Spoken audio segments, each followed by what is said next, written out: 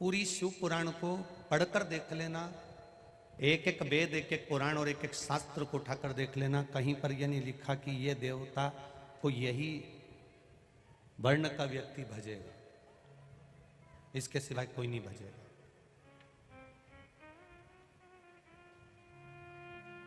आप अपने नाम के आगे सरनेम लगाते हो कि मैं व्यास हूं, मैं अग्रवाल हूं, मैं माहेश्वरी हूं, या मैं ये हूं, या मैं वो हूं।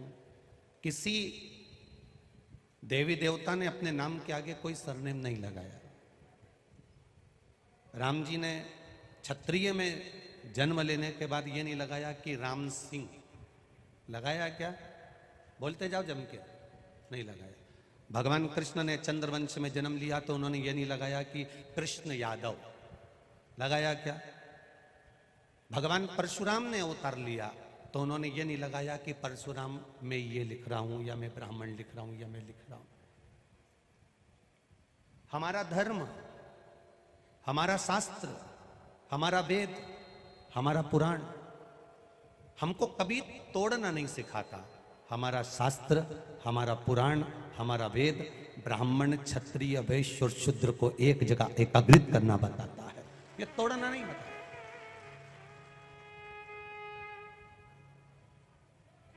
ये तो दुनिया के लोगों ने तोड़ दिया अपनी अपनी रोटी को सेकने के लिए, अपने अपने पद और प्रतिष्ठा को पाने के लिए, अपनी अपनी कुर्सी और बल को पाने के लिए, पर परमात्मा कभी किसी को तोड़ा नहीं।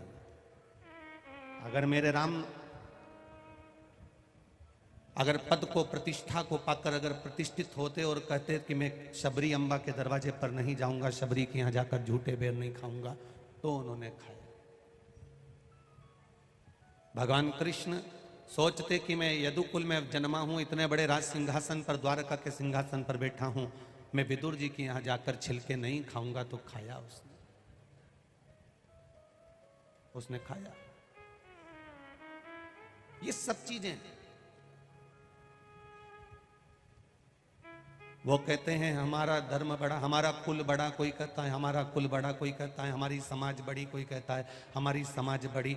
आज पूरा सनातन धर्म को लोग समाजों में तोड़कर विभाजित करने का प्रयास कर रहे हैं। पर शिव महापुराण की कथा कहती है कि मेरा देव अधिदेव महादेव, जैसे शमशान ब्राह्मण के लिए भी है, शमशान क्षत्रिय के लिए भी है, शमशान वैश्य के लिए भी है, शमशान शूद्र के लिए भी है। किसी समाज का शमशान अलग नहीं होता कि ब्राह्मण इसी शमशान में मुर्दा जलाएगा, क्षत्रिय इस समाज में मुर्दा जलाएगा, इस शमशान में जलाएगा, वैश्य इस समाज में, इस शमशान में मुर्दा जलाएगा, शूद्र इस शमशान में मुर्दा जलाएगा। ये हमारे सनातन धर्म के अंतर्गत भगवान ने कोई शमशान ऐसा नहीं बनाया कि समाज में बैठा हो।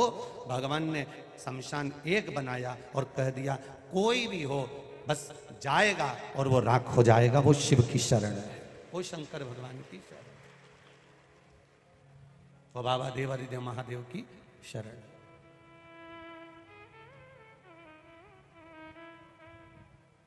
छिपरा के तट पर रामघाट बना है।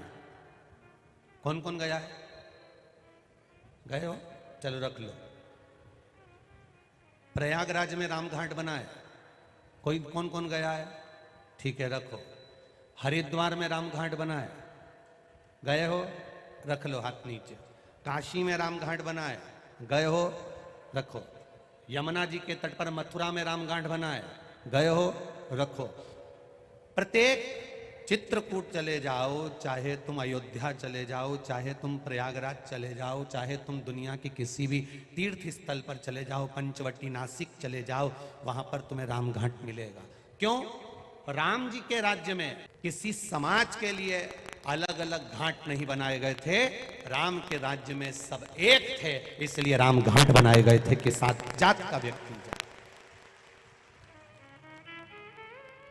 ब्राह्मण भी जाए, क्षत्रिय भी जाए, वैश्य भी जाए, शूद्र भी जाए, सब एक जगह पर जाकर बैठ जाए, सब एक जगह पर जाकर भजन करें, सब एक जगह पर जाकर भगवान का नाम जाप करें। पर लोगों ने तोड़ दिया। ये उसी तरह से टूटा है जैसे गांव के लोगों ने मिलकर एक मंदिर बनवाया, सबने चंदा इकट्ठा करा, सबने पैसा लगाया और एक मंदिर का निर्माण करा। मंदिर का निर्माण कर कर विचार करा कि मूर्ति कौन सी रखें, तो किसी ने कहा राम जी की रख दो।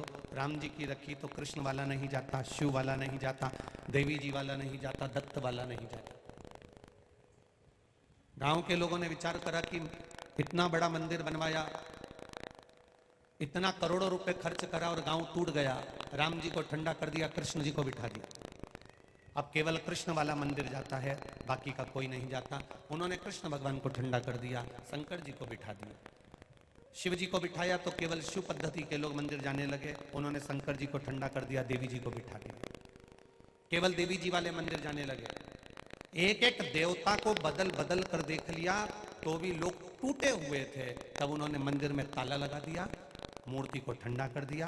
ताला लगाकर किसी संत की प्रतीक्षा करी और कोई अड़भंग संत उनके गांव में आए और उन्होंने कहा, महाराज जी, हमने 7 जात के लोगों ने मिलकर, पूरे गांव के एक एक व्यक्ति ने मिलकर, सभी समाज ने मिलकर एक मंदिर बनवाया था।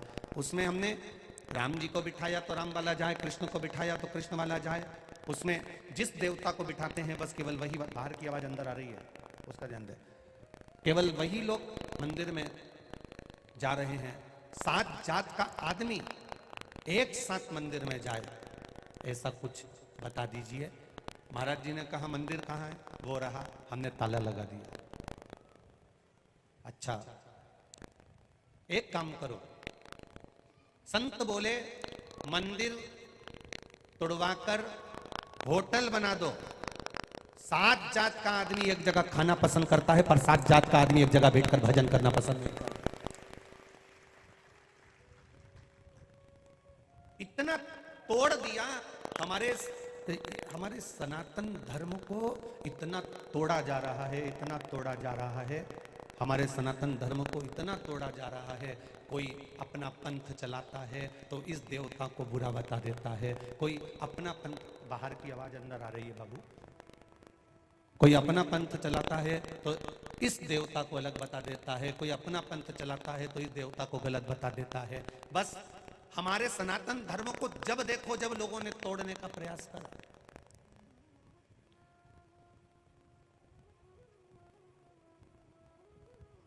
जिस समय पर राजा भर्तरी,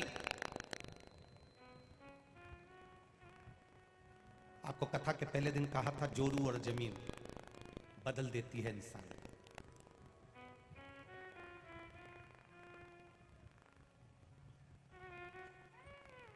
एक लड़के की शादी हुई, पत्नी 2-3 साल साथ में रही, अदालत में केस लगा दिया, लड़के की माँ को भी थाने में बिठा दिया, पिता को भी थाने में बिठा दिया। केस लगा दहेज का, केस लड़ते लड़ते लड़ते लड़ते लड़के की 10 साल 12 साल की जिंदगी निकल गई।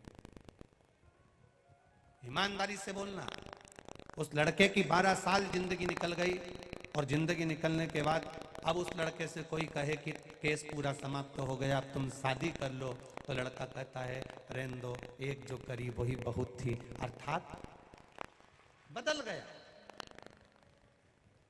जोरू और जमीन, एक छोटे से जमीन के टुकड़े के लिए इतनी हैवानियत हो जाती है कि लोग कुल्हाड़ी लेकर एक दूसरे का शीश काट देते हैं। एक जमीन के छोटे से टुकड़े के लिए इतना इतना दर्द भरा कांड हो जाता है कि लोग एक दूसरे को मारने को तैयार हो जाते हैं।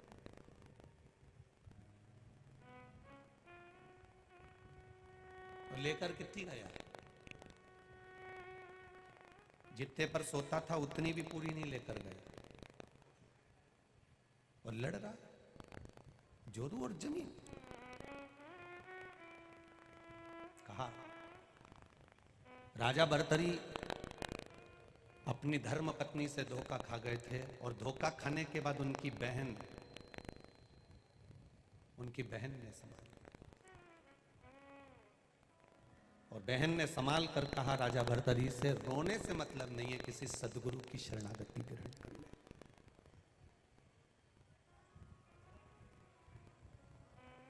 आज राजा भर्तरी से बहन कह रही है क्यों रोते हो? किसी गुरु की शरण जाकर बैठो। गुरु बहुत सोच समझ कर बनाना जिंदगी में बहुत कठिन है। गुरु बनाना आज के जमाने में तो गुरु भी मिल जाते हैं, ढेर कर देते हैं। गुरु फिरे बाजार में, हमसे दीक्षा ले, नरक पड़ो चाहे स्वर्ग जाओ, पर लिफाफा हम ही को दे। आज के गुरु आपको मिलेंगे, वो कहेंगे माल हमको दे दो, तुम स्वर्ग जाओ चाहे नरक जाओ, गुरु को कोई फर्क नहीं पड़ता, कोई फर्क नहीं।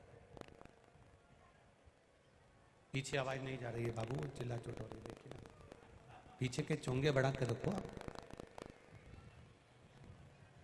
गुरु फिरे बाजार में, हमसे दीक्षा ले, नरक पड़ो चाहे स्वर्ग जाओ, हम ही को लिफाफा दो। ये गया। आप भगवान की अविरल भक्ति में डूबो, भगवान के भजन में डूबो, भगवान के स्मरण में डूबो, भगवान की अविरल भक्ति में डूबिए। और डूबते डूबते गुरु भी ऐसा मिलना चाहिए जो भगवान की भक्ति में तुमको डुबो दे। भगवान के भजन में तुमको डुबो दे। ऐसा गुरु ना हो तुमको अंधविश्वास में डुबो दे।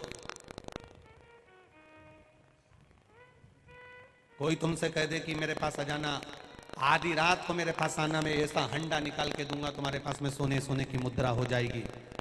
राजा विक्रमादित्य के समय पर सोने की चिड़िया कहा जाता था। आज तो सिक्के चलते हैं तो अष्ट धातु के, लोहा पीतल आदि के मिले हुए चलते हैं, पर राजा विक्रमादित्य के समय पर सोने के सिक्के चलते थे। आज भी आप सर्च कर निकाल सकते हैं। राजा विक्रमादित्य के समय पर सोने के सिक्के चलते थे। सोने की चिड़िया कहते थे।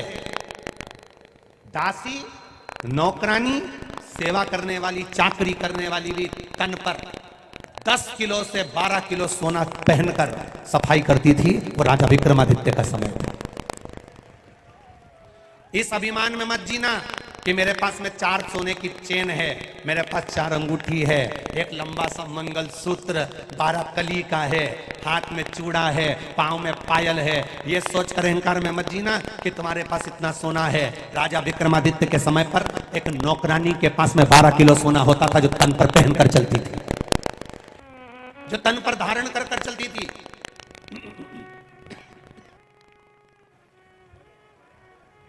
कोई साधारण है क्या उस समय?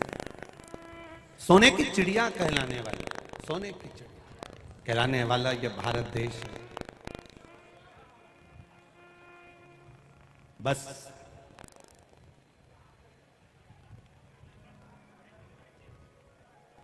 एक चीज का अंदाजा रखना, कोई सतगुरु की शरणागति पकड़ने का प्रयास करना, किसी सतगुरु की शरणागति। और जब हम किसी संत सतगुरु की शरणागति ग्रहण करें तो वो श्रेष्ठ हो।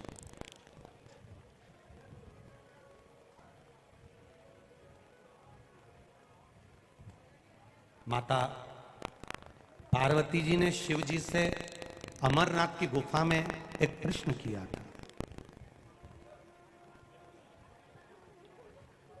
आप मुझे कथा सुनाएंगे, मैं आपके मुख से कथा सुनूंगी, मैं श्रोता बनूंगी, आप वक्ता बनोगे।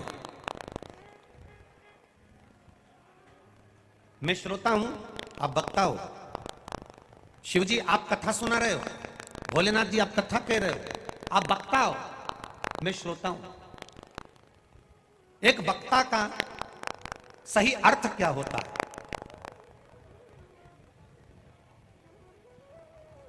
एक वक्ता का सही अर्थ क्या है? केवल कथा कहना, केवल कथा बोलना, केवल प्रवचन करना, केवल कथा कह देना? वक्ता और श्रोता दोनों आमने सामने होते हैं। आप श्रोता बनकर बैठे हो, हम वक्ता बनकर बैठे हैं, महादेव वक्ता बनकर बैठे हैं, पार्वती जी श्रोता बनकर बैठी हैं। गरुण जी और काकभूषुंडी जी में एक वक्ता एक श्रोता है। एक वक्ता और एक श्रोता, ये दोनों आमने सामने हैं, वक्ता और श्रोता। अब पार्वती जी शिव जी से पूछ रही है वक्ता का सही अर्थ क्या है। मेरी जीजियों और कथा मंडप में विराजमान सभी मेरे भाई मेरे जीजाओं, बहुत सावधानी से कथा सुनना, ये बार बार नहीं मिलेगी। ध्यान से इतनी सी भी ना हटे, इसका स्मरण रखना। एक वक्ता का अर्थ माता पार्वती जी पूछ रही है कि तुम कथाकार हो, तुम कथा कहते हो, तुम वक्ता हो, मैं श्रोता हूं। वक्ता का सही अर्थ क्या है? एक वक्ता बड़ी बड़ी व्यासपीठ पर बैठ जाए और कथा कह दे, हजारों लाखों लोगों को इकट्ठा कर ले और कथा कह दे। क्या वक्ता केवल कथा कहता है? श्रोता केवल कथा श्रवण करता है? शिव महापुराण की कथा में अमरनाथ की गुफा में बैठे हुए देवाधिदेव महादेव माता पार्वती से कहते हैं वक्ता का सही अर्थ पार्वती केवल एक है, जो श्रोता का वक्त बदल दे वो वक्ता कहलाता है। वक्ता का सही अर्थ है जो श्रोता का वक्त बदल दे।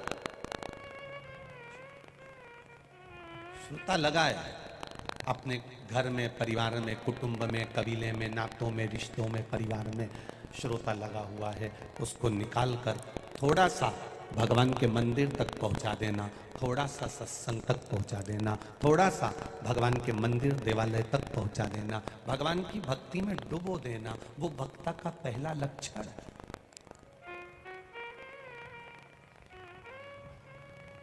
जो वक्ता तुमसे कहे मेरे पास में आओ, मैं तुम्हारा भाग्य बना दूंगा। जो वक्ता तुम्हारे से कहे कि मेरे पास बैठो, मैं तुम्हारी किस्मत बना दूंगा। जो वक्ता तुमसे कहे मेरे पास आकर बैठो, मैं तुम्हारा जीवन बना दूंगा। जो वक्ता तुमसे कहे मेरे आश्रम में आओ, मेरे पास आओ, मेरे दरवाजे पर आओ, मैं तुम्हारी जिंदगी बना दूंगा, वो वक्ता नहीं हो सकता, वो केवल लुटेरा ही हो सकता है। वो वक्ता नहीं हो सकता। वक्ता वो होगा जो आपको परमात्मा की चौखट तक भेज देगा। वक्ता वो होगा जो आपको भगवान की अविरल भक्ति में डुबाने का प्रयास करेगा। शंकर जी पार्वती से कह रहे हैं, पार्वती एक वक्ता का सही लक्षण होता है जो व्यक्ति के जीवन को बदल दे, जो व्यक्ति के वक्त को बदल दे, जो जीवन में उसकी उलझनों को बदल कर परमात्मा की शरणागति तक पहुंचा दे। अपने दरवाजे पर नहीं, अपने घर पर नहीं, अपने द्वार पर नहीं, अपनी चौखट पर नहीं, वक्ता भगवान के मंदिर तक पहुंचा दे, वो वक्ता की श्रेष्ठता होगी। मेरे भोलेनाथ जी ने पार्वती को कथा कहते कहते ये नहीं कहा भक्तों से कि तुम मेरे पास आकर बैठना। शिव जी ने किसी श्रोता से ये नहीं कहा कि मेरे पास आकर बैठना। शंकर जी ने केवल इतना कहा कि परमात्मा के दरवाजे पर बैठो, भजन करो, कीर्तन करो, स्मरण करो, मंत्र जाप करो। बीमा कब तक मिलता है? अरे बोलो बोलो, तुम्हारा हाथ थर थर कांपे, 85 और 90 साल की उम्र हो जाए और बीमे वाले को बुला करके ना मेरा बीमे का फॉर्म भर दे।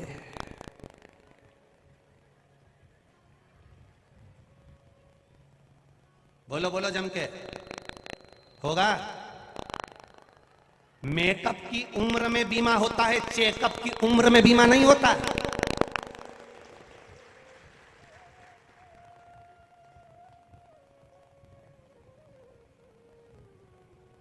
बीमा किसका होता है? साहब बच्चों का बीमा करवा लो, साहब जवानी चल रही बीमा करवा लो, साहब अभी तो हाथ पैर चल रहा है बीमा करवा लो, साहब अभी तो कमाई चल रही है बीमा करवा लो। मेकअप की उम्र में बीमा होगा, चेकअप की उम्र में बीमा नहीं होगा। रिजी जी बहुत कठिन है चेकअप की उम्र में बीमा करवाना। 85 साल 90 साल, महाराज जी 80 85 90 साल में बीमा नहीं होता। उज्जैन में हो जाता हो तो बात दूसरी है, हमारे उधर तो नहीं होता। 90 साल का व्यक्ति 80 साल का व्यक्ति मरने जा रहा है और उसका बीमा करवा के बीमा कंपनी को डूबना थोड़ी ना है। मेकअप की उम्र में बीमा होगा, चेकअप की उम्र में नहीं होता। ध्यान देना, जब चेकअप की उम्र में बीमा नहीं होता, चेकअप की उम्र में बीमा नहीं होता तो चेकअप की उम्र में भजन कैसे कर पाओगे रे? स्मरण कैसे करवाओ? हाथ थर थर कांपेगा और परिवार से कहेगी मुझे मिश्रा जी की कथा हो रही, बरनागर रोड छोड़िया, छोरा इतना चतुर शमशान छोड़ी आया। अब थर थर कांपे। और अगर मेकअप की उम्र होती ना और तुम कह देती दुकान बाद में जाना,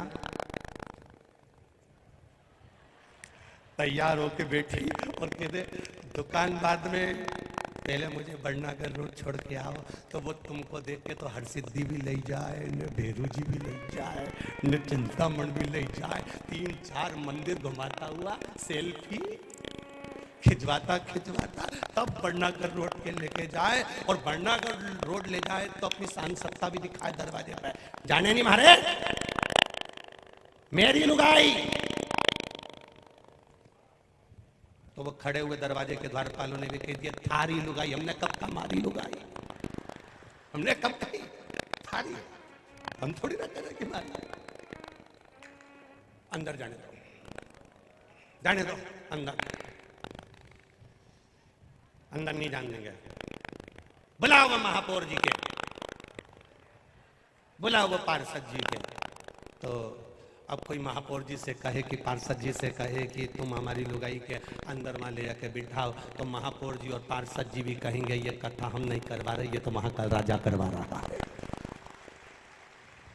ये कथा ना सियोर वाला महाराज करवा रहा है, ना समिति करवा रही है, ना जजमान करवा रहे हैं, ना महापौर जी करवा रहे, ना पार्षद करा रहे, ना कोई संसार के मनुष्य की सामर्थ्यता है कि वो भगवान का नाम उच्चारण करवा सके। ये तो महाकाल की इच्छा बिना तो कोई उज्जैन में पांव नहीं रखता, तो कथा भी वही करवा रहा है। उज्जैन में महाकाल की इच्छा बिना पत्ता नहीं हिलता। देवास की देवास से उधर निकल जाएगा, नागदा की नागदा से निकल जाएगा, बड़नागर की बड़नागर से निकल जाएगा, उन्हेल से निकल जाएगा, इंदौर की इंदौर से निकल जाएगा, सांवेर तक आकर निकल जाएगा, पर उज्जैन की बॉर्डर में वही प्रवेश करता है जिसको मेरा महाकाल चाहता है। यहां किसी की नहीं चलती। तुम भी एक लाइन याद कर लेना रे अवंतिका वालों अच्छों से। यहां किसी की नहीं चलती, किसी के बाप की नहीं चले, यहां तो केवल महाकाल की चले, केवल एक की चलती है, और वह कालाधिपति महाकाल राजा। महाकाल राजा जिस समय विक्रमादित्य अपने प्राणों को त्याग रहे थे, अपने प्राणों को छोड़ रहे थे, विक्रमादित्य की धर्मपत्नी ने, मंडाला ने, विक्रमादित्य की धर्मपत्नी ने उसी समय पर आकर आंखों में अश्रु भरकर अपने पति विक्रमादित्य से शब्द कहा। विक्रमादित्य से मदन लेखा वहीं खड़ी हुई थी, विक्रमादित्य की धर्मपत्नी वहीं खड़ी,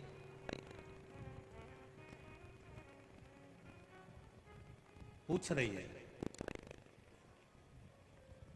आपने ये सनातन धर्म की रक्षा कर कर, सनातन धर्म को जागृत कर कर एक एक सनातनियों को इस भारत की भूमि पर स्थापित करा है। आप चले जाओगे तो आपकी नगरी का राजा कौन रहेगा, कौन संभालेगा आपकी इस अवंतिकापुरी को, कौन संभालेगा इस सनातन धर्म को, कौन संभालेगा एक एक सनातनी को। तब विक्रमादित्य ने उसी समय पर एक बेलपत्री को हाथ में लेकर अपने सामने इतना ही कहा, महादेव महादेव महादेव। सम्मुख में महादेव की वाणी हो गई, बोल विक्रमादित्य क्या चाहिए। विक्रमादित्य कहते हैं आगे का राज्य आपको संभालना देना। इस अवंतिकापुरी का कोई राजा होगा तो केवल राजा, जम के बोलो जरा, महाकाल होगा। इस अवंतिकापुरी को संभालने वाला कोई नहीं होगा। यहाँ पर रहने वाला कोई मिनिस्टर, कलेक्टर, एसपी, डीएसपी, कोई मंत्री, संतरी, कलंतरी, कोई भी हो, जिसको कुर्सी मिल जाए, अहंकार रत्ती भर का मत करना रे। महाकाल डमरू बजा के निपटा देता 2 मिनट में। राजा है राजा, काल अधिपति है वो, उसकी गणना, उसका समय चक्र, उसका नक्षत्र एक एक। पूरी दुनिया में किसी भी मंदिर में महाकाल की आंखें नहीं बनाई जाती, किसी ज्योतिर्लिंग में महाकाल का चेहरा नहीं बनाया जाता। केवल पूरे 12 ज्योतिर्लिंग में पूरे विश्व में एक उज्जैनी नगरी ऐसी है जहां महाकाल का पूरा चेहरा और नेत्र भी बनाए जाते हैं। केवल उज्जैनी है, एक उज्जैनी, कोई साधारण उज्जैनी। अरे कितने किस्मत वाले हो रहे, घर जाके राइनॉन से नजर उतरवा लेना कि नजर नहीं लग जाए रे।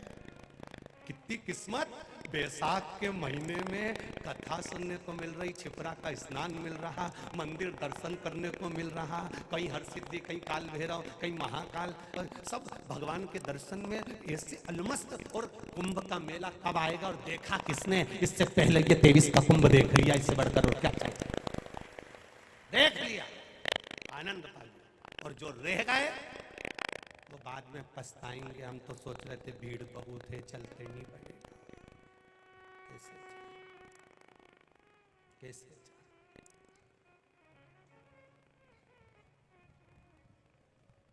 जैसे कथा स्थल दूर है, वैसे ही उसका मार्ग भी बहुत दूर है। फिर वो कैसे आऊं रे सांवरिया तारी गोकुल बड़ी दूर। उसी तरह ये कथा स्थल भी बड़ी दूर है। कैसे आऊं रे महाकाल तेरी उज्जैन। तो बीमा कब करवाओगे? अरे बोलो तो, तुम तो हंस दिए रे। मेकअप में कि चेकअप में? हैं? बस बीमा मेकअप में, चेकअप में बीमे का कोई लाभ नहीं है और बीमा कंपनी करती भी नहीं है। अब बुढ़ापे में तुम कह दो कि मुझे कथा में छोड़िए, कोई नहीं छोड़ेगा। ये पावड़ा चले, हाथ चले, आंखों से सब सब टिपे दिखाई दे, कानों से सब सुनाई दे, मुंडा से बोलता बढ़े, सोफा सेट बढ़िया, तब तक चना खा लो, खूब खा लो। शरीर अच्छा, किसी से मत कहना कि मुझे कथा में छोड़ गया। शरीर अच्छा, पल्लू में रुपया भरा है, 10 रुपए निकालो, 20 रुपए निकाला, ऑटो में बैठी, मैं तो चली। परिवार वाले बोले कहाँ जा रही? तो कह देना मीराबाई भी बोली थी, मैं तो चली वृंदावन राणा, मेरे तो भाग जगह, तेरे महल में आग लगे। अपने धीरे धीरे धीरे धीरे जब बुढ़ापा आते जाता है, बुढ़ापा आते जाएगा और बुढ़ापा आते चले जाएगा, भजन में चित्त को लगाते चले।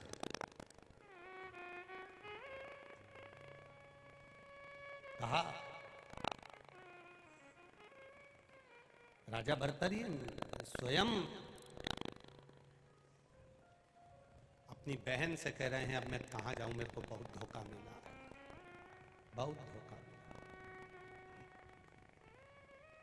बहन कहती है इसको धोखा नहीं कहते, इसको धक्का मारकर भगवान की शरणागति में जाना कहते हैं।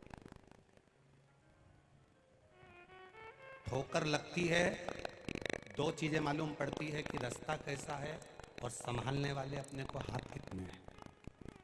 ये ठोकर लगने पर मालूम पड़ता है अपने को कौन संभाल रहा है, कैसे संभाल रहा है, ये मालूम पड़ेगा ठोकर लगने पर। शिव महापुराण की कथा कहती है, भाई बहन को, पिता पुत्री को, सेठ तिजोरी को कभी अकेली नहीं छोड़ना चाहिए, वरना तुरंत गायब हो सकते हैं। भाई बहन को कभी अकेला ना छोड़े, पिता पुत्री को कभी अकेला ना छोड़े, और सेठ अपनी तिजोरी को कभी अकेला ना छोड़े। उसको सूना नहीं छोड़ा जाता। बहन भाई को कहीं सुनी जगह पर नहीं छोड़ता, पिता अपनी पुत्री को सुनी जगह पर। बोलो तेज होगी कि नहीं होगी आंच? बटन को घुमाया तो आंच तेज हो गई, बटन को इधर करा तो आंच कम हो गई। आंच, भट्टे की आंच, गैस की आंच, चूल्हे की आंच तेज करना है तो बटन को घुमाना पड़ेगा, तो बटन को घुमाने से आंच तेज हो जाती है। उसी तरह अगर भगवान को पाना है तो मन को सत्संग की ओर घुमाना पड़ेगा, तो भगवान मिल जाएगा। आंच तेज करिए, सत्संग की आंच तेज करिए, भजन की आंच तेज करिए, मिलेगा, मिलेगा। कई लोग कहे गुरुजी बहुत गर्मी है, उज्जैन में बहुत गर्मी है। महाकाल को सब मालूम है, उसने भी सोचा कि तू चिंता मत कर, दिन में गर्मी में तप लेना, रात को तो तुझे एसी की हवा में सुलाऊंगा। निकम्मल की जरूरत पड़े तो हमारा नाम महाकाल। जितने यहां रात को रुके ईमानदारी से बोलना, बोलो बोलो जरा हाथ उठा के, सही है कि गलत है? ऐसी हवा चले कि बैग में से धोती निकाल निकाल 3 दिन कथा को हो गए, ये चौथा दिन है। 3 दिन में मेरा कालाधिपति ना जाने कहां से छाया भेज देता है। 3 घंटे के लिए कथा सुनते हैं लोग, आनंद पाते। 3 दिन से तुम लोग भी देख रहे होगे, लगातार सब लगे। और माताएं तो इतनी समझदार आजकल की कथा सुनने वाली, मेरी जीजियां और ये मेरे जीजा होन इतने समझदार हो गए। घर से चलते हैं तो एक बेडशीट, एक धोती एक्स्ट्रा लेकर चलते हैं। उनको मालूम है कथा में अगर पंडाल में जगह नहीं मिलेगी तो कहीं से भी 4 लकड़ी तोड़कर तंबू लगा के और बैठ जाएंगे। तो ये चतुर हो गए आजकल, इतने चतुर। हमें तो कभी कभी लगता है आने वाले समय में ये इतने चतुर हो गए कि घर से आटा चावल दाल भी लेके चलेंगे, कहीं खेत मिल जाए ना टिक्कड़ से। अच्छा, इतने चतुर है, बहुत धन्य है आपकी भक्ति, धन्य है। प्रणाम, आपके चरणों को नमन, दंडवत साष्टांग, आपकी चित्तवृत्ति को नमन करता हूं। वह कहां राजा भर्तरी की बहन कह रही है, कहां अपने चित्त को उलझा रहा भैया, कहां अपने चित्त को ले जा रहा? राजपाट छोड़, धोखा मिल गया कोई बात नहीं, भगवान के भजन का मौका मिला है, धोखा नहीं, भजन का मौका मिला है, कर भजन। ये धोखा नहीं है, भजन का मौका है।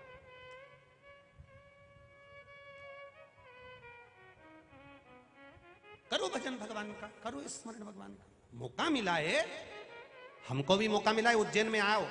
अगर उज्जैन की अवंतिकापुरी में हम पहुंचे हैं तो हमारा भी मौका है कि यहाँ पर एकांत में बैठकर भगवान का भजन करें, कक्ष में बैठकर लाडले से लाड लड़ाएं, कल्लू जी की सेवा करें, भगवान का भजन करें, स्मरण करें। वो केतन महेश्वरी की यहाँ से शीला भाभी थोड़ा भगवान का सामग्री बनाकर प्रसाद ले आती हैं, उनको आरोगा देते हैं, आरोग लेते हैं। बस यही भजन का जो मौका मिला इसको करो, चित्त वृत्ति में जो मिला है उसको आनंद लो, फिर नहीं मिलने वाला।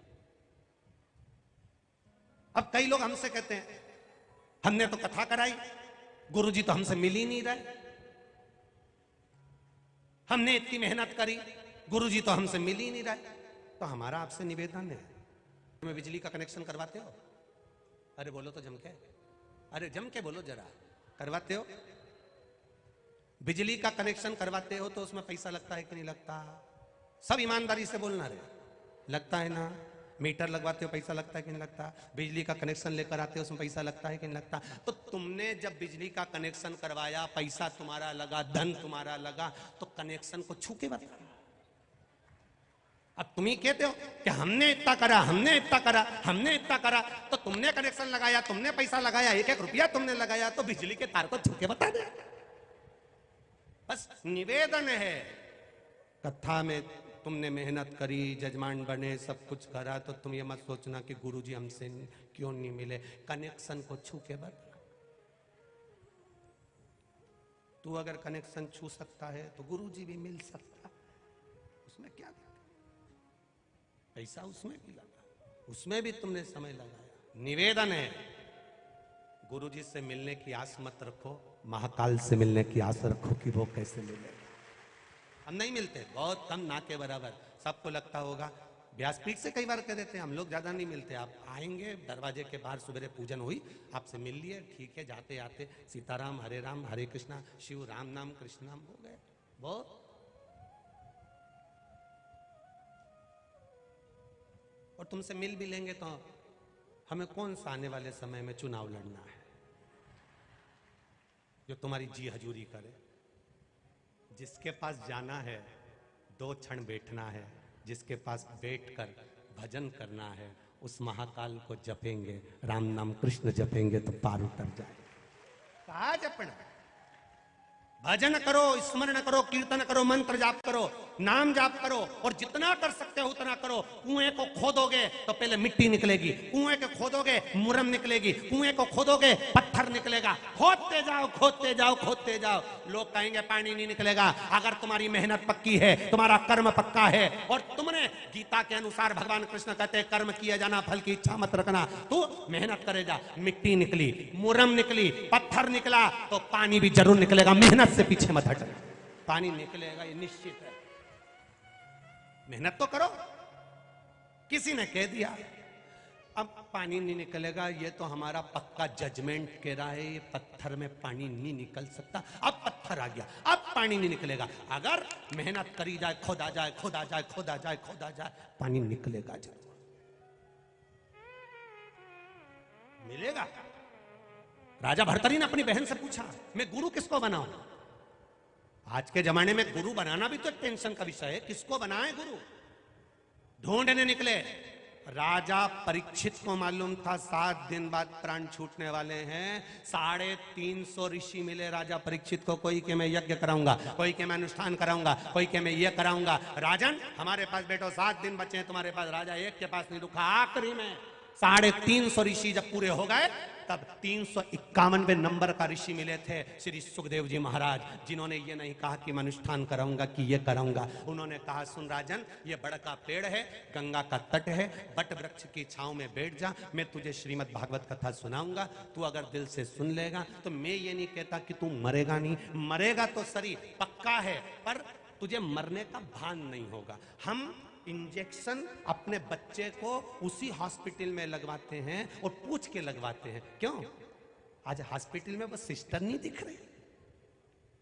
कौन सी सिस्टर?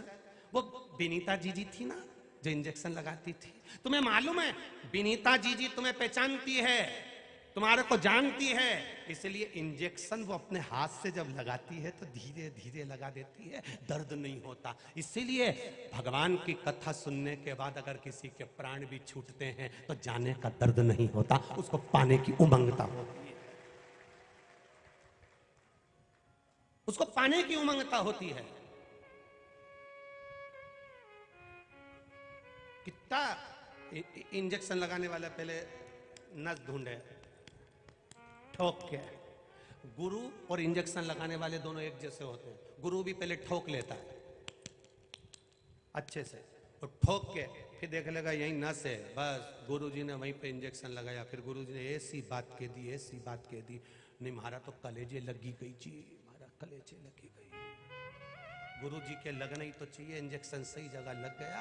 फिर गुरु जी ने एक खुआ लिया, इंजेक्शन लगने के बाद ऐसी का नहीं लगी के, और गुरु जी ने कह दिया ऐसे हिलाते रहे। गुरु जी भी के बस जपते रहे, जपते रहे, जपते रहे, हिलाते रहे, भगवान का भजन करते रहे, मिल जाएगा। स्मरण करोगे मिलेगा, जपोगे मिलेगा, भजन करोगे मिलेगा, कीर्तन करोगे मिलेगा, वो प्राप्त जरूर होगा, ये निश्चित है। 4 कदम चोर से, 14 कदम लतखोर से। जो लत में डूबा होता है, चाहे मदिरा की हो, नशे की हो, तंबाकू की हो, वैश्यावृत्ति की हो, जुआ की हो, 4 कदम चोर से, 14 कदम लतखोर से, और 74 कदम चुगलखोर से दूरी बनाकर चलोगे तो जिंदगी सार्थक हो जाएगी। 4 कदम की दूरी तुम्हारे चोर से होना चाहिए, 14 कदम की दूरी लतखोर से होना चाहिए। किसी पीने वाले के पास मत बैठना, जुए खेलने वाले के पास मत बैठना, जो निरंतर गलत व्यसन में डूबा हो इसके पास में मत बैठना। 4 कदम की दूरी चोर से बनाकर रखो। किसी चोर के साथ रहोगे तो एक दिन चोर तो घूमता मिलेगा और तुम थाने में बंद मिलोगे, क्योंकि वो चोरी करता निकल जाएगा। 4 कदम की दूरी चोर से बनाकर रखिए, 14 कदम की दूरी लतखोर से, नशे वाले से दूरी बनाकर चलिए, और 74 कदम की दूरी चुगलखोर से बनाकर चलिए, जो तुमको चुगली करता रहे, दिन भर भड़काता रहे। नशे वाले से दूर रहो, 14 कदम की दूरी बनाकर रखो। आप नहीं पीते, आप नहीं गलत काम करते, आप कभी व्यसन नहीं करते, पर उसके साथ बैठोगे तो लोग कह देंगे ये भी पीता होगा, ये भी गलत काम करता होगा, उसी के साथ तो रहता है। कितनी कितनी विचित्र बात है रे। जिसको अखबार में पढ़ो वो एक ही बात निकलती, न्यूज में देखो तो एक ही बात निकलती, पैसे के चक्कर में हमने हमारी पढ़ाई छोड़ दी। कितनी दर्द भरी कथाएं सुनाते हैं लोग अपनी अपनी। पैसे का अभाव था इसलिए हमने पढ़ना, बोलो बोलो जम के बोलो, पढ़ना छोड़ दिया। आज तक अखबार में एक चीज पढ़ने को नहीं मिली कि पैसे का अभाव था इसलिए दारू छोड़ दी। पढ़ना छोड़ा है, जुआ नहीं छोड़ा, व्यसन नहीं छोड़ा, तंबाकू नहीं छोड़ा, पैसे के अभाव में केवल तुमने पढ़ना छोड़ा। पैसे के अभाव में कभी ये नहीं कहा कि मेरे पास पैसा नहीं था तो मैंने तंबाकू छोड़ दिया, पैसा नहीं था तो मैंने जुआ छोड़ दिया, पैसा नहीं था तो वेश्यावृत्ति छोड़ दी, पैसा नहीं था तो मैंने मदिरा छोड़ दी, पैसा नहीं था तो मैंने गलत काम छोड़ दिया। एक बार अखबार में पढ़ने को नहीं मिला कि पैसा के अभाव में मैंने ये गलत काम छोड़ दिया, पैसा के अभाव में मैंने पढ़ना छोड़ दिया। हमारे पास गाड़ी नहीं थी इसलिए मैं बन्ना अगर रोड कथा सुनने नहीं गई, और शादी थी इंदौर रोड पे तेरी मौसी की छोरी की, ऐसी डेंटिंग पेंटिंग करके वहां चली गई। तो क्या वो रिश्तेदार, तो भोलेनाथ जी ने भी कह दिया आवा मेरे द्वार, आवा तू। वो तेरे रिश्तेदार इंदौर रोड पे गार्डन में जा रही ऐसी जूड़ा मूड़ा बांध के, 2-3 ऐसी लीड थी, लीड बोलते प्लास्टिक के 4-5 डंडे थे ऐसे खुसे हुए थे। अब हमने तो 5-5 वाली लीड ही देखी है बस लिखने की, तो जो चीज दिखे वही, ऐसे 4 डंडे भी खोसे हैं ऐसे।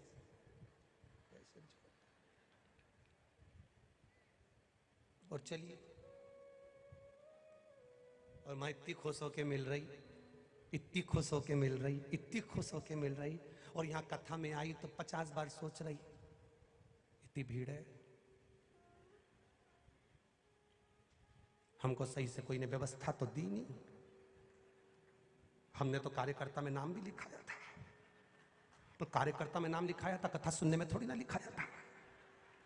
हमें तो कोई ने कहा ही नहीं, हमें तो किसी ने कहा ही नहीं, हमें तो किसी ने कहा ही नहीं। बस शादी में किसने कहा था कि तू गुलाब जामुन खा? एक बार भी कोई बोला कि गुलाब जामुन खाओ, आओ साहब मीठा लीजिए, आओ साहब नमकीन लीजिए? केवल दरवाजे पे खड़े थे तुमको देखने के लिए कि लिफाफा लाई कि नहीं लाई, और तुम्हारे ऊपर थोड़ी ना ध्यान था, वो तो तुम्हारे हाथ को देख रही थी गिफ्ट क्या लाई थी। उन्हें कहते जाओ साहब अंदर चले जाओ। अंदर गई, इसने सबसे पहले स्टेज पे थोड़ी ना गई, निपटाने गई है, तो सब खा गई पूरा आइटम, और एक आध चीज रह भी गई, और पड़ोसन ने कह दिया वहां पर गुपचुप बहुत जोरदार थी, तो वापिस चली गई।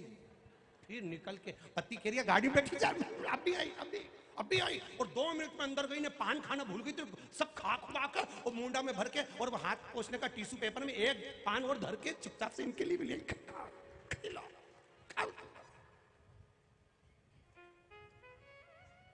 भजन में जाओ, सत्संग में जाओ, संकीर्तन में जाओ, भगवान के स्मरण में जाओ, कथा में जाओ, वहां कोई गलती मत देखना, वहां पर तो केवल भगवान का भजन देखना कि भजन क्या है, स्मरण क्या है, संकीर्तन क्या है, मंत्र जाप क्या है, नाम जाप क्या है, भगवान की स्मरण कितना करना है। मैं क्यों आई हूं कथा में, क्यों आकर बैठी हूं, क्यों वैशाख के महीने में महादेव ने ये कथा रख दी, क्यों महादेव ने ये शिव पुराण यहाँ रख दी? भगवान से प्रार्थना करना कुछ तो होगा। मेरे अवंतिकापुरी की एक एक माताएं इस कथा का इंतजार कर रही थी कि कब कथा हो, कब हमारी अवंतिकापुरी में शिव पुराण की कथा। एक एक माता अवंतिकापुरी की, उज्जैन नगर की एक एक बहन, एक एक बच्चा, एक एक बूढ़ा, एक एक नारी, एक एक पुरुष इस अवंतिकापुरी का इंतजार कर कर बैठा था, कब हमारी अवंतिकापुरी उज्जैनी में कथा हो, कब उज्जैनी में कथा हो, कब उज्जैनी में कथा हो। और धन्य है उज्जैन वालों, आपके चरणों को नमन करता हूँ, प्रणाम करता हूँ। आपकी भक्ति इतनी प्रबल है, इतनी प्रबल। दिन में प्रशासन सामान, आटा चावल दाल शक्कर तुम दान करने का लाते हो, गाड़ियां नहीं आने देते, तो अवंतिकापुरी के लोगों को धन्यवाद देता हूँ। वो आधी रात को आकर भंडार गृह में डालकर आटा चावल चले जाते हैं। धन्य है रे उज्जैनी वासियों, धन्य। नमन करता हूं आपकी श्रद्धा को और विश्वास को। लोग कहते हैं तीर्थ में रहने वाले इतना दान नहीं करते, मैं कहता हूं मेरी अवंतिका में आकर देखिए कि अवंतिकापुर वाले कैसे दान करते हैं, कैसे दान करते हैं। दिन में प्रशासन अंदर नहीं आने देता, आटा चावल दाल शक्कर कुछ भी दान करने का लाते हो, भंडारे में देने का लाते हो, नहीं आने देता, क्योंकि उनका भी नियम है कि गाड़ी अंदर जाएगी, तकलीफ होगी, कष्ट होगा, तो नहीं आने देते, उनका भी नियम ठीक है, उसमें गलत कुछ नहीं। तो अवंतिकापुर के लोग आधी रात को आकर गाड़ी में लेकर आकर भंडारे में डालकर चले जाते हैं। ऐसा प्रेम, ऐसी करुणा। ये आंजना समाज का, ये आंजना परिवार की ये जमीन, उनने कह दिया एक आलू की बोरी बाजार से मत लाना, सारी आलू की बोरी हमारे यहाँ कैसे जाएगी। ये दान है, ये पुण्य है, ये सत्कर्म है, ये पुण्याई है। कोई रोटियां बनाकर भेज रहा, कोई दलिया बनाकर भेज रहा, कोई खिचड़ी बनाकर भेज रहा। कितना कितना भजन महापौर जी, इस अवंतिका नगरी का साधुवाद है, बहुत बहुत साधुवाद। और वास्तव में इस नगरी के लोगों को मैं बहुत बहुत साधुवाद देता हूं कि आपकी भक्ति इससे ज्यादा कम नहीं होना चाहिए। भजन करें, साधुवाद, धन्यवाद है इस अवंतिकापुरी को, साधुवाद। करो भजन, करो। और भजन बिना यहां रहना मना है, भजन बिना यहां खाना मना है। यहां रहो, भजन करो, कीर्तन करो, मंत्र जाप करो, स्मरण करो, मिलेगा। राजा भर्तरी ने पूछा, बहन गुरु कैसे मिलेगा? बहन गुरु कैसे मिलेगा? बहन कहती है, भैया 350 गुरु मिले थे राजा परीक्षित को, तो भी वो ढूंढ ढूंढ के थक गया, तब 351वें नंबर का गुरु मिला, सुखदेव जी महाराज। उसने कोई ना ढोंग, ना प्रपंच, ना अंधविश्वास, ना इधर ना उधर, कहीं नहीं भटकने दिया। उसने केवल एक ही काम करा कि तू जितना भजन करेगा, मैं ये नहीं कहूंगा कि तू मरेगा नहीं, मरना तो सबको है। संसार में ऐसा कौन जन्मा जो नहीं मरेगा? कहीं का गारंटी लेता हो तो हमको बता देना, हम भी चले जाएंगे उसके पास कि नहीं मरेंगे। मरना सबको है, सबको। सिकंदर गया, कहकर गया, मेरी यात्रा लेकर जाओ, मुझे मुर्दे को लेकर जाओ तो रास्ते में पैसा बिछा देना और मेरा हाथ अर्थी के बाहर कर देना। मेरी यात्रा लेकर जाओ तो मेरे हाकिम, मेरे डॉक्टर, मेरे वेद, जिन्होंने मेरा इलाज करा, उनको मेरी अर्थी उठाकर लेकर जाने की आज्ञा कर देना। क्यों?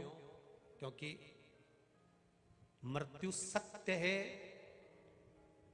मृत्यु सत्य है, यह सिकंदर कहता है। सत्य है मृत्यु। दवाई दे सकता है कोई, इलाज कर सकता है कोई, टेबलेट दे सकता है कोई, पर मौत से नहीं बचा सकता। मृत्यु निश्चित है। मृत्यु से तो केवल एक बचा सकता है, वो काल अधिपति महाकाल राजा है। एक वो कब पलटेगा, कब पलट? तेरी कृपा बिना न हिले एक भी अणु, लेते हैं श्वास तेरी कृपा से तनु तनु। बखान क्या करूं मैं राखों के ढेर का, शपटी भभूत में है खजाना कुबेर का। हे गंगाधार मुक्तिदार ओंकार तू, भोले ओंकार तू। आयो शरण तिहार शंभो तार तार तू।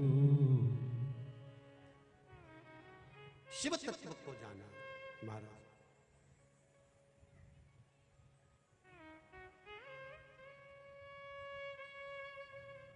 शिवाय शिवाय शिवाय, ओम नमः शिवाय। शिवाय शिवाय शिवाय, ओम नमः शिवाय। ओ शिवाय शिवाय शिवाय, ओम नमः शिवाय।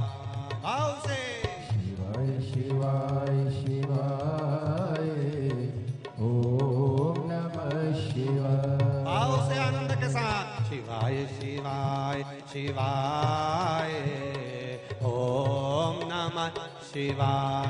ओम नमः शिवाय, ओम नमः शिवाय, ओम नमः शिवाय।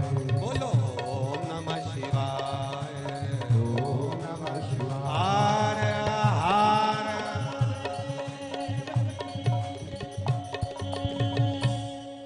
अपने स्थान पर बैठकर भगवान शिव के मूल मंत्र का स्मरण करेंगे। सभी भाव से आनंद के साथ भगवान देवादिदेव महादेव से प्रार्थना करें। अपने दिल की बात भगवान देवादिदेव महादेव से कहें। खड़े रहकर नहीं, बैठकर, जहां जगह मिल जाए वहां बैठे और बाबा देवादिदेव महादेव से अपने दिल की बात भाव के साथ दिल से। बैसाख का महीना, अवंतिकापुरी महादेव की पावन धरा, महाकाल राजा की पुण्यमय आनंदमय भूमि। राजा विक्रमादित्य राजा भर्तरी की पावन आनंदमय भूमि, जहां बैठकर अपने दिल की बात अपन महादेव से कह रहे हैं। घड़ी सुधारने का काम मेरे महादेव का है, वो काल सुधार देता है, समय सुधार देता है। दिल से श्री शिवाय नमस्तुभ्यं, श्री शिवाय नमस्तुभ्यं, श्री शिवाय नमस्तुभ्यं, श्री शिवाय नमस्तुभ्यं, श्री शिवाय नमस्तुभ्यं, श्री शिवाय नमस्तुभ्यं। भोला सब दुख काटो हमारा, ओ भोला सब दुख काटो हमारा। शिव शंकर जपो तेरी माला, भोले बाबा जपो तेरी माला। भोला सब दुख काटो हमारा, ओ भोला सब दुख काटो हमारा। वेश है मंगल मंगलकारी, वेश है मंगल मंगलकारी। शमशान वासी हमारा, शमशान वासी हमारा।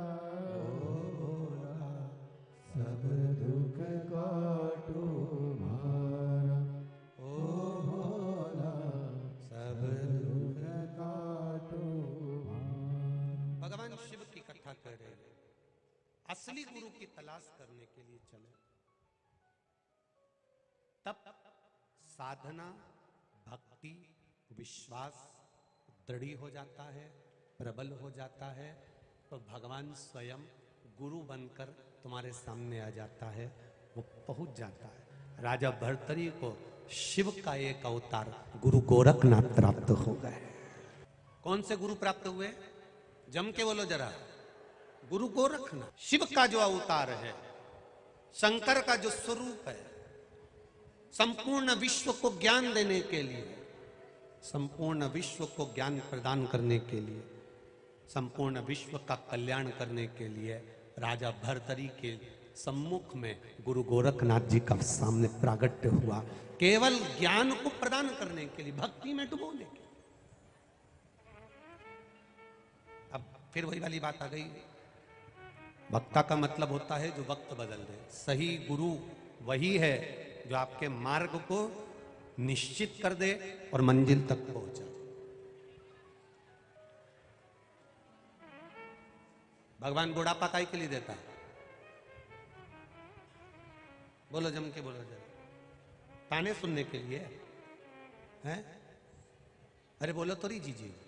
भगवान ताने सुनने के लिए बुढ़ापा देता है कि कथा सुनने के लिए देता है? कथा सुनने के लिए। और अपन बुढ़ापे में सुनते क्या है? सबके ताने।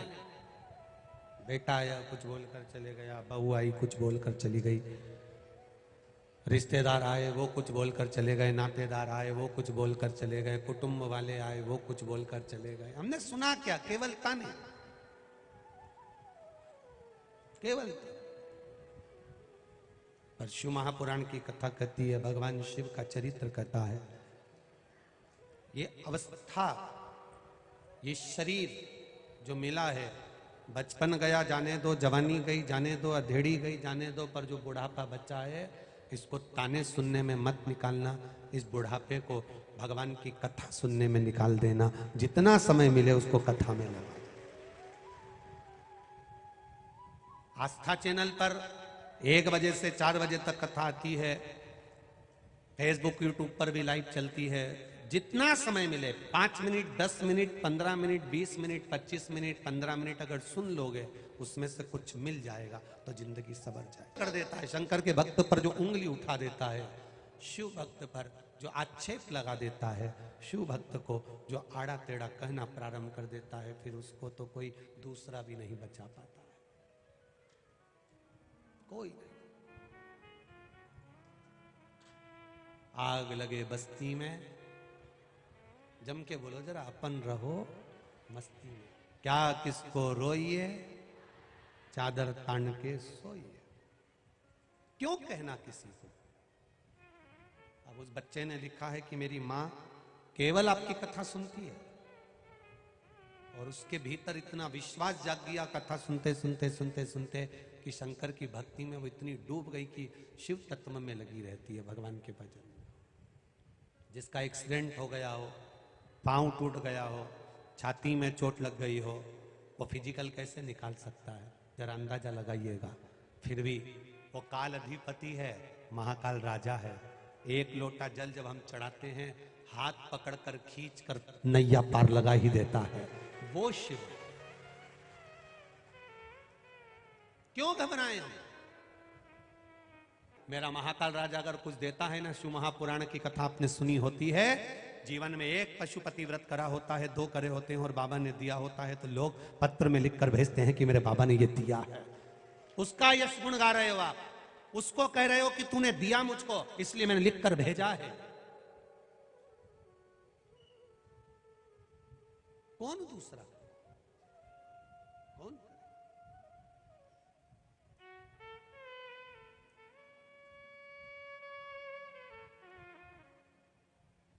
शिव कथा कह रही है, बाबा देवादिदेव महादेव का संबंध कह रहा है, शंकर भगवान की पावन कथा कह रही है। दिल से किया भजन। यहाँ जितने लोग कथा सुनने के लिए बैठे हैं, हमने व्यासपीठ से हमेशा एक बात कही है, यहाँ कोई श्रोता नहीं आया है, यहाँ स्वयं देवादिदेव महादेव कथा सुनने के लिए बैठे हैं। यह कोई साधारण नहीं है। जितने श्रोता कथा सुनने के लिए आते हैं, ये कोई साधारण नहीं होते, इनके हृदय में शंकर बसा होता है। कौन छल कर रहा है, कौन बेईमानी कर रहा है, कौन कपट कर रहा है, कौन क्या कह रहा है, कौन क्या बोल रहा है, कौन कितने ताने दे रहा है, कौन क्या बोल रहा है, इनको कोई फर्क नहीं पड़ता, क्योंकि ये शंकर के अड़भंग भक्त है। इनको किसी से मतलब, किसी से मतलब।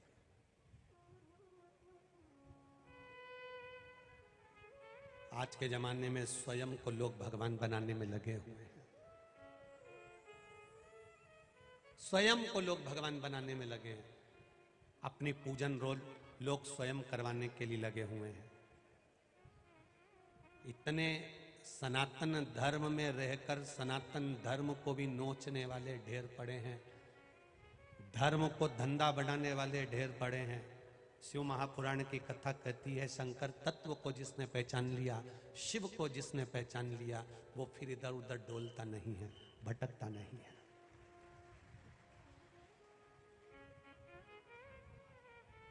100-100, 200-200 रुपए की इतनी बड़ी बड़ी किताब छपती है, लोग अपने अपने नाम से फ्री में बढ़वा देते हैं, दरवाजे के बाहर खड़े हो होकर। उन किताबों में लिखा होता है, भगवान तो है ही नहीं, राम तो है ही नहीं, कृष्ण तो है ही नहीं, शिव तो है ही नहीं, बस यही पैदा हुए और यही भगवान है, इन्हीं को पूजो, चरण धो धो के पियो इनका। और फिर वही बाद में कारागार में पड़े मिलते हैं। बड़ी समझ की जरूरत है। राष्ट्र को कतरने वाले ढेर मिलेंगे, राष्ट्र को पर भी यही हुआ था। सनातन धर्म को शून्य पर लाकर रख दिया था जब तक राजा विक्रमादित्य नहीं बैठे थे। सनातन धर्म को शून्य पर लाकर रख दिया था। कोई मंदिर नहीं जाएगा, तिलक नहीं लगाएगा, कोई भगवान का भजन नहीं करेगा, त्याग दो, भगवान है ही नहीं, लोग कहते थे। भगवान नहीं, वेद पुराण शास्त्र को छुपा कर रख दिया था। तब राजा विक्रमादित्य ने सबसे पहला काम यही करा था, जितने जितने मंदिर थे, यहां से लेकर केदारनाथ, बद्रीनाथ, काशी तक के मंदिर का निर्माण राजा विक्रमादित्य ने करवा दिया था। लोग कहेंगे राम नहीं, कृष्ण नहीं, शिव नहीं, लोग कहेंगे, भगवान नहीं, अपना पूजन स्वयं कराएंगे। बचने का प्रयास करना, बचिए। मोटी मोटी किताबें छपवा कर फ्री में बढ़वा देंगे और कह देंगे भगवान है ही नहीं, बस हम ही ने जन्म लिया, हम ही परमेश्वर है, हम ही पूज लो। भटकना मत, भ्रमित मत होना। हम शिव के हैं, शिव हमारा है। राजा विक्रमादित्य के समय पर भी यही समय आया था, मंदिर देवालय सब बंद कर दिए गए थे। उस समय पर जब राजा विक्रमादित्य नहीं बैठे थे, उसके पहले एक समय ऐसा आया कि सारा सनातन धर्म को शून्य पर लाकर खड़ा कर दिया। मंदिर में कोई ना जाए, देवालय में कोई ना जाए, वेद पुराण शास्त्र सब छुपा दिए गए थे, कुछ नहीं दिख रहा था। जिस समय पर राजा विक्रमादित्य जब अपने सिंहासन पर बैठे, सबसे पहले वेद पुराण शास्त्र को ढूंढवाया और प्रत्येक मंदिर का दरवाजा खुलवाया। वो सनातन धर्म की प्रेरणा, वो सनातन धर्म। शिव से शुरुआत है हमारे जीवन की और शिव पर ही अंत है हमारा। शिव से ही प्रारंभ है और शिव ही अंत है हमारा। सुबह शिव है, शाम शिव है, दिन शिव है, रात शिव है, नारी शिव है, पुरुष शिव है, बच्चा शिव है, बच्ची शिव है, जमीन शिव है, आकाश शिव है, जल शिव है, अग्नि शिव है, सब में शिव समाया है। उसको पहचानने की दृष्टि भी शिव ने दी है, बस उसको पहचान लो, ये जीवन का सार है, उसको पहचान। जब सिंहासन पर राजा विक्रमादित्य बैठे थे ना, सिंहासन पर बैठे हुए राजा विक्रमादित्य ने पहली बार सिंहासन पर बैठकर सबसे पहला शब्द एक ही कहा था। सबसे पहला शब्द सिंहासन पर बैठकर राजा विक्रमादित्य का एक ही था। जितने सभा में बैठे हुए थे उनके सामने विक्रमादित्य ने एक ही प्रस्ताव लाकर रखा था कि ये बताओ कि चारों तरफ उपद्रवियों ने उपद्रव मचा कर रखा है, कोई मस्तक पर तिलक नहीं लगाता, कोई शिखा नहीं रखता, कोई गले में रुद्राक्ष तुलसी नहीं पहनता, कोई मुख पर भगवान का नाम देना नहीं चाह रहा, सब तरह से लोग भटक रहे हैं। एक शब्द का नाद किया गया। सबसे पहला संबोधन राजा विक्रमादित्य का एक ही, सबसे पहला संबोधन कि मेरे सनातन धर्म का उत्थान, मेरे सनातन धर्म को वापस जागृत कैसे किया। और जब जब अधर्म बढ़ता है, सनातन धर्म पर जब जब उंगली उठाई जाती है, जब जब मंदिर देवालय सूने होने लगते हैं, जब जब मंदिर देवालयों में ताले लगने लगते हैं, जब जब शिवालय, गुरुकुल, मंदिर, वेद ये सब धीरे धीरे जब बंद होने लगते हैं, तब भगवान किसी ना किसी रूप में किसी ना किसी को भेज देता है और वापिस विश्व का कल्याण करवाए, वो भेजता है। इसलिए हम बार बार कहते हैं ये कलयुग नहीं, जम के बोलो जरा, शिव युग है, शिव युग। और इस शिव युग को लाने वाला कोई नहीं, घर की एक एक माताएं अपने बच्चों को जो संस्कार दे रही है एक लोटा जल चढ़ाने का, ये बहुत लंबा चलेगा। घर के बच्चे अगर एक लोटा जल महादेव को दे सकते हैं, घर के बच्चे अगर एक लोटा जल शंकर को चढ़ा सकते हैं, घर के बच्चे एक लोटा जल जब बेलपत्री के वृक्ष को दे सकते हैं, घर के बच्चे एक लोटा जल जब शंकर भगवान को चढ़ा सकते हैं, घर के बच्चे एक लोटा जल जब भगवान देवादिदेव महादेव को चढ़ा सकते हैं, तो वो घर के बच्चे एक दिन तुम्हें सोने की सीढ़ी भी चढ़ा सकते हैं, ये निश्चित है, निश्चित। और ये तो कठिन, आप उसको समझो, उसको पहचानो, उसको जानो। शिव तत्व, शिव महापुराण की कथा कहती है, विक्रमादित्य जब बैठे थे सिंहासन पर, तब उन्होंने एक ही लक्ष्य लिया था कि कुछ ऐसा करना है, शाकों को हराकर, और विक्रम संवत की जो शुरुआत करी, सोने की मुद्राएं थी, सोने की अशर्फियां थी, सोने की चिड़िया। जिस समय कहा जाता था ये विक्रमादित्य के समय की बात है, राजा विक्रमादित्य के समय।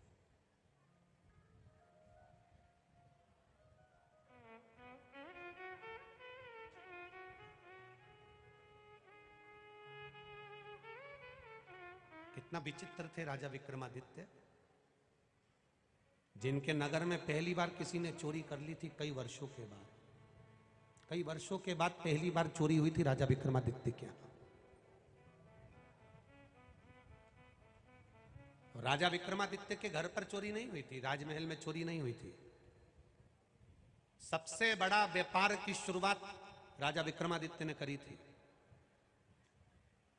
भारत से कपड़ा बनता था भारत में और विदेश में जाता था। विदेश में जब कपड़ा देते थे, कब? राजा विक्रमादित्य विदेश में जब कपड़ा देते थे जब सोने की मोहरें आती थी। भारत से एक एक चीज, भारत की भूमि से भारत में कपड़ा बनता था।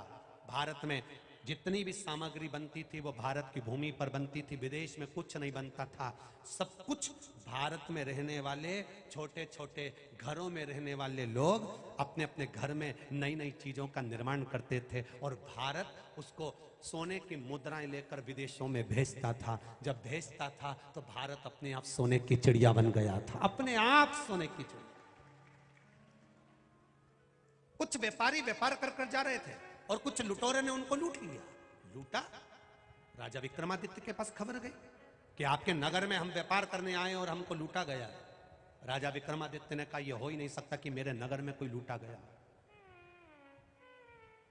मेरे नगर में अगर कोई लूटा गया है तो यह कभी नहीं हो सकता। राजा विक्रमादित्य ने कहा। भर्तरी के पास पहुंच गई। उस समय पर राजा भर्तरी नेपाल में विराज रहे थे। राजा भर्तरी नेपाल में विराज रहे थे गुरु गोरखनाथ जी के साथ। सूचना मिल गई, शब्द गया।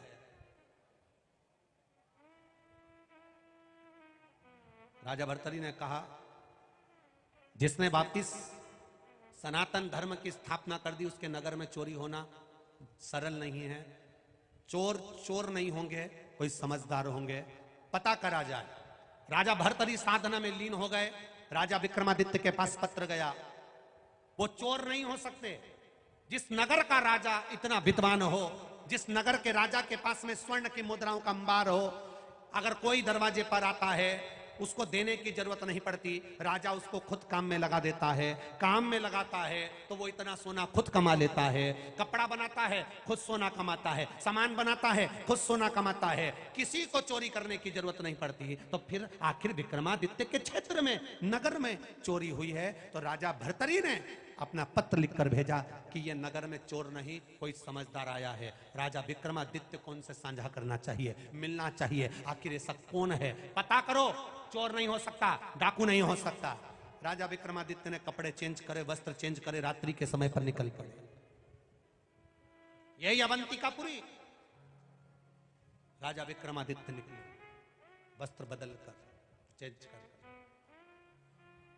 आगे चलते चलते जहां पर वो चोर चोरी करने के लिए बैठे थे, तुक्तान लगाकर वहीं पर पहुंच गए। राजा विक्रमादित्य चोरी के उन चोरों के पास जाकर बोले, भैया तुम क्या कर रहे हो? तो उन्होंने बताया तो नहीं, क्योंकि कोई चोर काय को बताएगा कि मैं चोरता हूं। चोर कभी बताता है कि मैं चोरता हूं? सब दुनिया का एक एक व्यक्ति अपना अपना पद बता सकता है, पर चोर कभी नहीं बताएगा कि मैं चोरता हूं। नहीं बताएगा। चोर नहीं बोला कि मैं चोर हूं। बैठे हुए थे। राजा विक्रमादित्य ने कहा कि मेरे पेट भरने के लिए मेरे पास काम नहीं है, तुम्हारे साथ करना चाहता हूं। अरे तू क्या करेगा चोरी? बस इतना निकला मुख से कि तू क्या करेगा चोरी? विक्रमादित्य ने कहा। राजा विक्रमादित्य बोले, जैसा तुम कहोगे वैसा हम करेंगे। हमारे जैसी चतुरता राजा विक्रमादित्य तेरे में नहीं आ सकती। हमारे जैसी चतुरता राजा विक्रमादित्य तेरे में नहीं आ सकती। राजा विक्रमादित्य ने कहा, चतुरता कैसी? एक चोर बोला, मुझ में वो गुण है, वो गुण है मुझ में कि मेरे को जमीन में गड़ा हुआ धन भी मैं समझ लेता हूं और निकाल लेता हूं। दूसरा बोला, मुझ में वो गुण है कि पक्षी बोलता है और मैं समझ जाता हूं कि बोल क्या रहा है। तीसरा बोलता है, मुझ में वो गुण है कि मैं बता देता हूं कि यहां से किस स्थान पर कौन सी जगह पर कौन बैठा है। इतने में राजा विक्रमादित्य बोले, मुझ में भी वो गुण है। 7 ताले में भी अगर सोने के हंडे भरे हुए रखे हों तो मैं किलोमीटर पैर से नाप कर बता सकता हूं कि इतने कदम पर इतना सोना रखा है। मुझ में वो गुण है। चोरों ने सोचा, चलो अच्छा चौथा चोटा मिल गया।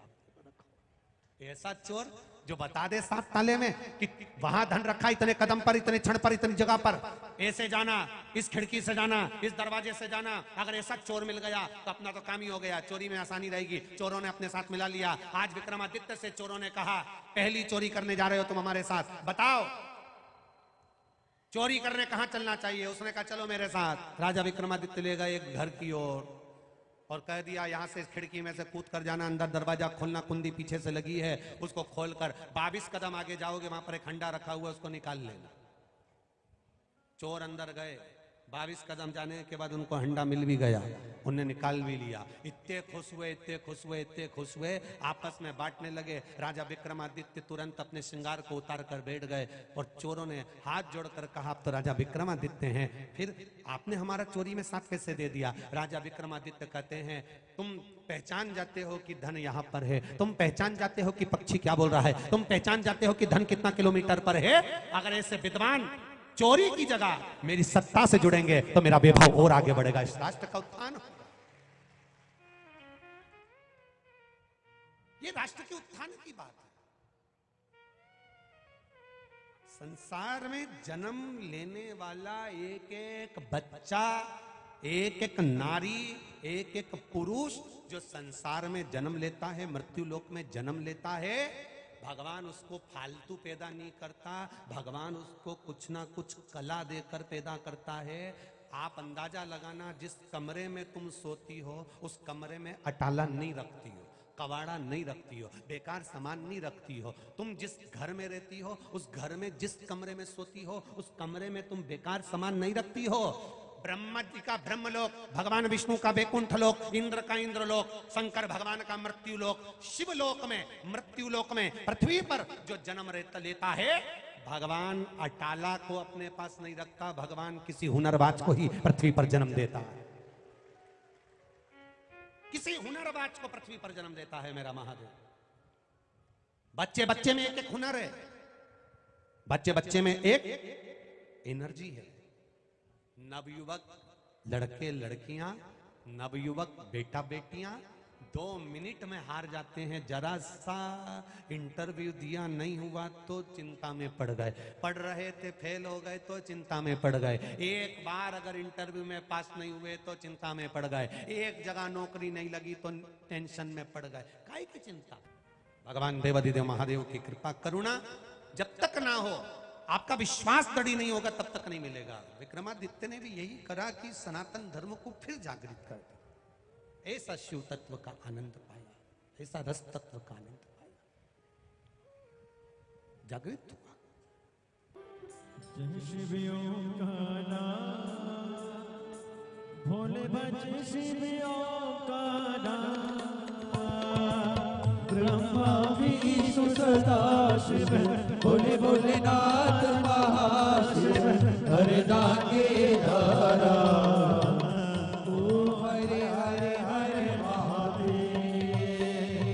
एकानन चतुरानन पंचानन राधे, ओ भोले पंचानन राधे।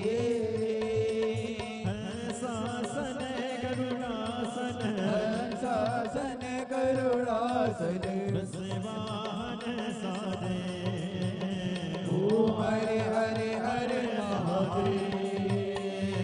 दो भुज चार चतुर भुज, 10 भुज अति सोहे, ओ भोले 10 भुज अति सोहे। तीनों रूप निरखता, भोले जी का रूप निरखता, भुवन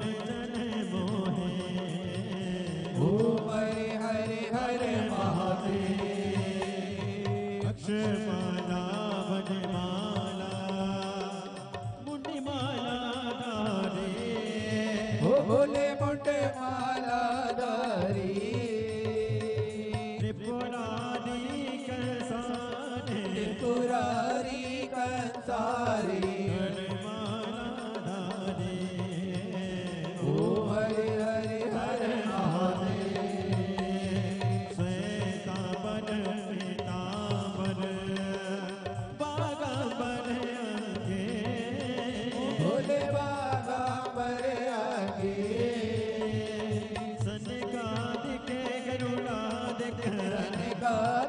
ब्रह्मादिक भूतादिक संते ओम हरे हरे हरे महादेव कर के मालिक मंडल चकित सुने नरता भूल जगत शुल करता जग करता जग हरता जग करता जग हरता जग पालन करता ओम हरे हरे